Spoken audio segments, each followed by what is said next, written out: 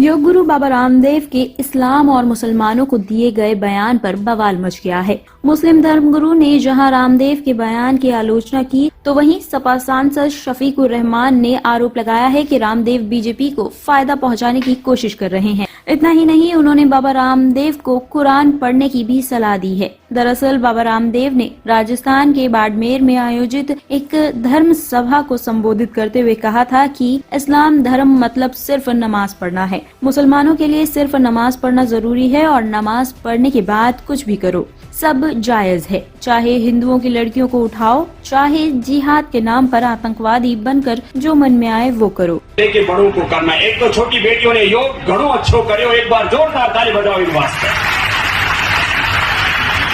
ऐसे अपने सब बच्चों को सुबह योग कराओ। क्या कराना है सुबह बच्चों को? अब कोई मुसलमान से पूछो थारो धर्म क्या है, वो कहे कि बस 5 बार नमाज पढ़ो, फिर जो मनवा वो करो, चाहे हिंदुओं की छोरियों में उठा के लाओ, चाहे जो भी पाप करना है करो।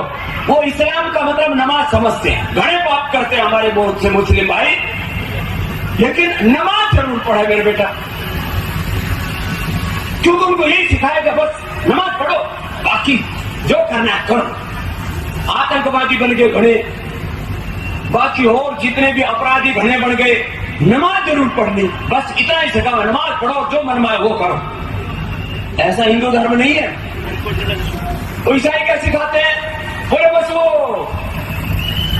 चर्च में जाओ, उठे चाहे दिन में भी मोमबत्ती जलानी हो जलाओ, और ईसा मसीह के सामने खड़े हो जाओ, सारे पाप नष्ट। और उनका स्वर्ग का मतलब है टखने के ऊपर पैजामा पहनो, मूंछ कटवा लो, टोपी पहन लो। ऐसा कोई कुरान कहता है या ऐसा इस्लाम कहता, मैं नहीं कह रहा हूं, लेकिन ऐसा ही कर रहे लोग कि बस फिर तुम्हारी जन्नत में जगह पक्की। और जन्नत में क्या मिले? जन्नत में हुर्र मिले और उठे दारू पीने क्यों मिले? भाई ऐसी जन्नत तो जहन्नुम से भी बेकार है। लेकिन फिर भी लोग मूंछ कटवा रहे, सिर पर टोपी रख रहे, और बस पागलपन है। इस्लाम महान, और सारी दुनिया को इस्लाम में तब्दील करना, लोग इसी चक्कर में पड़े। तो रामदेव क्या मुसलमान को जानते हैं? मुसलमान हो गए क्या वो? जो मुसलमानों के हालात बताने लगे, क्या वो मुसलमान हो गए क्या? है? अरे मुसलमान तो ऐसी चीज है कि दुनिया में उसकी कोई नजीर नहीं है मुसलमान की।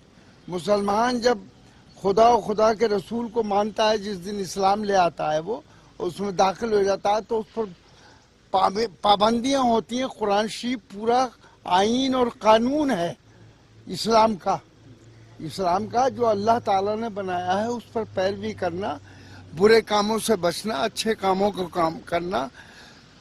कि किसी की बेटी है, उसकी बेटी को भी अपनी बेटी समझना, और बहरहाल लोगों के साथ अच्छा सलूक, अच्छा बर्ताव करना और मोहब्बत करना। नफरत नहीं करनी चाहिए, बल्कि लोगों को के साथ, अगर उसके पड़ोस में भी कोई रहता है, अगर वो भूखा सो जाता है और उस मुसलमान के पड़ोस में कोई हिंदू भी रहता है और वो भूखा सो जाता है, तो कल को उसको अल्लाह के सामने जवाब देना होगा कि तूने ये क्यों नहीं देखा, तेरे पड़ोस में आग नहीं जली, धुआं नहीं उठा, लेकिन उसके बच्चे भूखे सो गए।